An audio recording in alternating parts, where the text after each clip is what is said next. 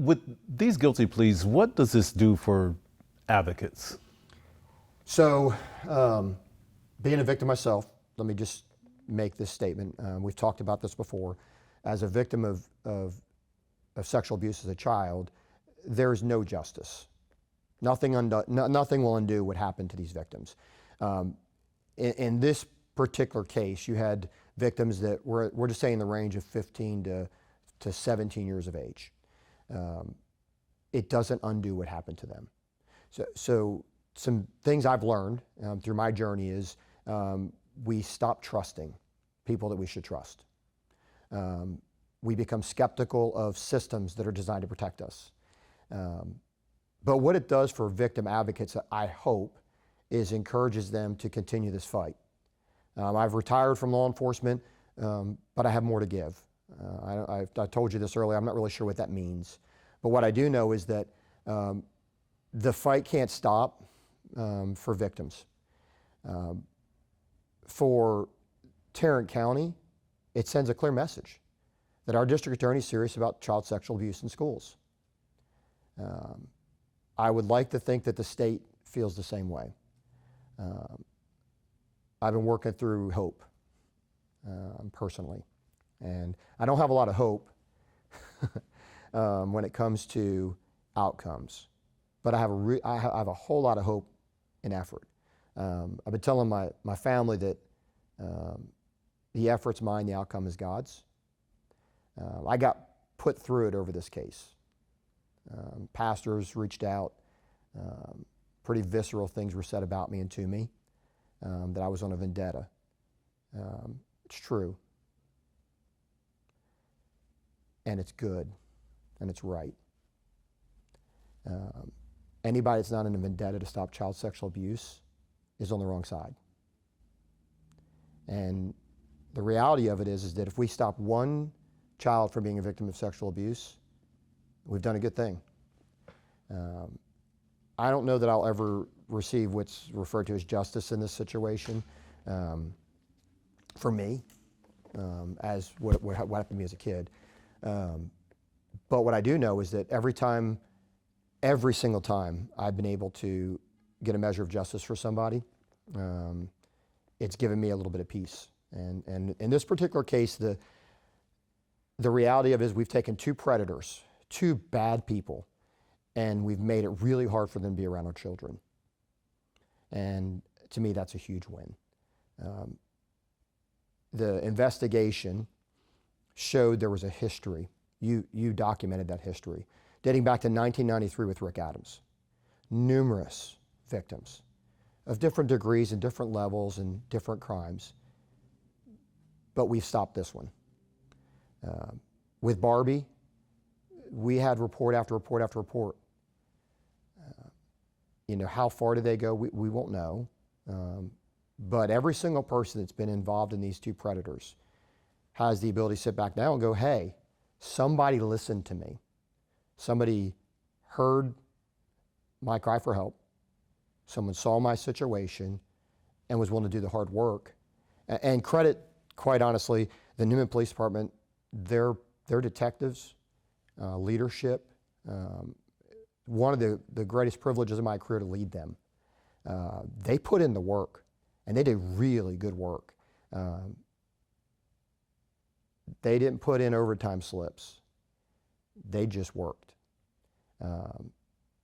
It's inspiring. When the detective called me today and said, hey, Chief, we got a good win on this one. And he goes, and of course, as cops, I was telling you this earlier too, we go from one thing to the other. And there are times you got to sit back and sit in it. And this is one that's worth sitting in because we had a good win.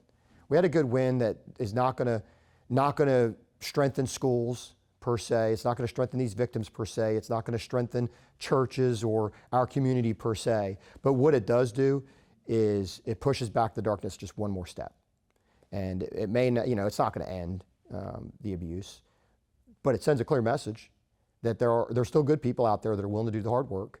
There are people like you all that are willing to send the message for us to say, we promised that we were going to do the work. And we didn't know what the outcome was going to be. We put the effort in. Now the outcome is we've advocated for children that were abused in a place they should have felt safe. Well, let me ask you this. Even since the Newman Academy case started last February, there's been a number of teachers in North Texas face the same charges or similar charges. When you hear that happening in other districts in our state, how does that hit you? It makes me mad. I don't just hear it on the news. I made the mistake of putting my information out there. I get parents calling me, victims calling me, employees calling me. I have fielded 40 or 50 calls unrelated to this case directly to me in emails or messages on Facebook, social media, asking me for help, asking for advice. You know, the problem, I think the problem is this. In Austin, there's a lot of talk and not much teeth to the talk. I went down to Austin pretty quick after this case kicked off and I testified to a Senate Oversight Committee. And they did all the things that politicians do when you're in a hearing. We will be in touch with you. We want to advocate with you. We want to know what we can do. Scoop, not one of them has reached out to me. I've reached out to their offices. Not one return phone call. I'm talking about guys and girls that serve us in this district have not reached out to me. And it's not like I'm hard to find. I've called all their offices. And the legislation's great that they've done. They've done some good stuff moving forward. But a perfect example is I advocated very hard for an independent inspector general over child sexual abuse in schools because it is an epidemic. They gave us an inspector general that is placed underneath a commissioner. He's not independent. So the agenda is still protected. We have, in my opinion, the problem we have is we have a lot of people that say they care and say they want to do things because it gets them votes. But when it's not an election day, they don't really care. And I'm not talking about the left or the right, because I don't care about that nonsense. What I'm talking about is people that the citizens said, go there and represent us, but instead of representing us and the things that should be important, because by the way, I don't think this is a left or right issue. I think child sexual abuse is a pretty clear, should be bipartisan, we don't want this. But I just don't see any meaningful movement to solve the problem. And they could. They absolutely could do things. When you look at the trainings provided by TEA through the ESCs, the Education Servicing Centers, it's not substantial training. When you look at the penalties, they're not substantial penalties. It's easier to just fire somebody than it is to do the right thing. Now, I will tell you, when you look at this case specifically, Newman did the right thing, and they did the hard thing. The superintendent made the decision from day one to put the reputation of the institution beneath what's best interest of the victim. And it's so rare. These cases that you're talking about across the state of Texas, there is more brother-in-law deals going on to cover things up than there is to hold people accountable. They're all worried about being sued. Maybe they should be worried about the children that are being abused.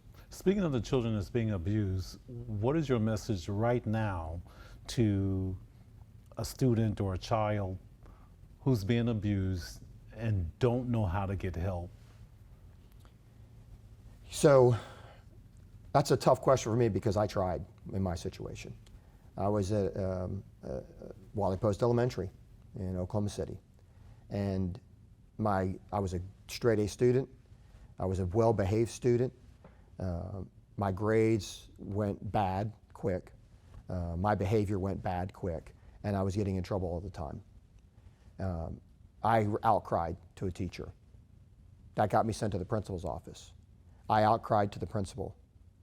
Now, this is back when this was okay. I got swats for my misbehavior. I realized right then and there that these people weren't here to protect me. So here's my message to kids that are either being abused or they're aware of abuse of their friends, is you gotta keep speaking up. And you gotta speak up from a position of, I'm not afraid of what they're gonna think of me. And that's really easy for me to say it in my 50s. But if you're 15, your world hangs on what everybody thinks of you. The problem is that the people that are in places of trust, whether it's church or school or these activities that kids are in, we should mandate training on what grooming looks like. We should mandate training on what to do. It blows my mind that in 2025, last year, not only did a principal cover up, interfere with, and tamper with evidence, but he didn't report, and then he tried to say he didn't know he had to report it. That's nonsense. In the state of Texas, every single adult is required to report child abuse. Required. It's a crime not to. Now, I'm glad that Tarrant-County took the step to say, enough's enough. We're going to send the message that if you take these steps and you fail to do what's right, we're going to hold you accountable. But Scoop, I just don't know what to say to a kid. Here's what I want to say to him is we got you. We're going to show up and we're going to keep showing up for you. And no matter the outcome, we're going to keep showing up for you. Because what I will say is encouraging is when right happens. Today, right happened. Today, we got to see that it's not okay to interfere with law enforcement, tamper with evidence, cover up sexual abuse. It's not okay not to report it. That message was sent. I just hope that other district attorneys across the state of Texas, I hope, especially North Texas where I live, where my grandchildren are, I hope we start sending this message clearly that whether you're in a blue or red county, whether you're in a major metropolitan area, urban area, or a rural area, that child sexual abuse is not okay. Whether you're in a Catholic church, a Methodist church, a Baptist church, a non-denominational church, if you hear it, you've got to report it. Because that was part of this case too. There were people at the suspect's church that knew he had done something wrong. Now, did they have all the details? We don't know what they knew. But what I know is that people like to hide behind their job as a clergy, or behind their job as an educator, or behind their job as a coach, and that's not okay. And the real shame in this particular case is how we as a community did not immediately rally behind the victim. Now, the media did. It was quite a shock, to be honest with you, the media's interest in this. And I really believe if it wasn't for the media's interest in this case, what has happened in the last 12 months would not have happened in the state of Texas, where it is being reported and people are outcrying. You guys give a voice to it. But the people that knew the people that were involved in this still to this day are defending them.